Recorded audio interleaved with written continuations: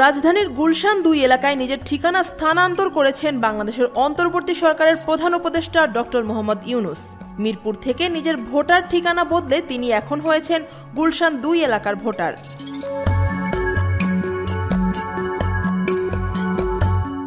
রোববার ১২ অক্টোবর নির্বাচন কমিশন সচিবালয় থেকে এই তথ্য নিশ্চিত করা হয়েছে।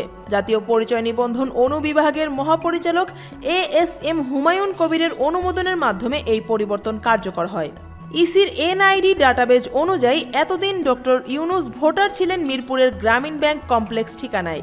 এখন সেটি পরিবর্তন করে তিনি হয়েছেন ঢাকা উত্তর সিটি কর্পোরেশনের ১৯ নম্বর ওয়ার্ডের অর্থাৎ ঢাকা ১৭ আসনের গুলশান ২ এলাকার ভোটার।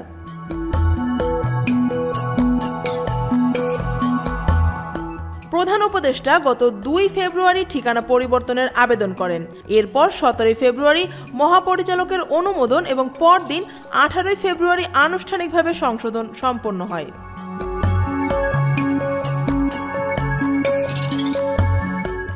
আইন অনুযায়ী একজন নাগরিক তার নিবন্ধিত এলাকার নির্বাচনে ভোট দেওয়ার অধিকার রাখেন, আর সেই নিয়ম মেনেই নতুন ভোটার এলাকায় যুক্ত হলেন প্রধান উপদেষ্টা। তবে কেন তিনি ভোটার এলাকা পরিবর্তন করেছেন সে ব্যাপারে এখনো কোনো তথ্য জানা যায়নি।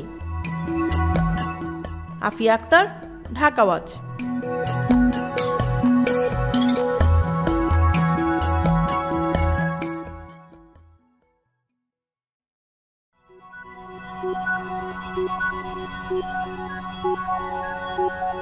Thank you.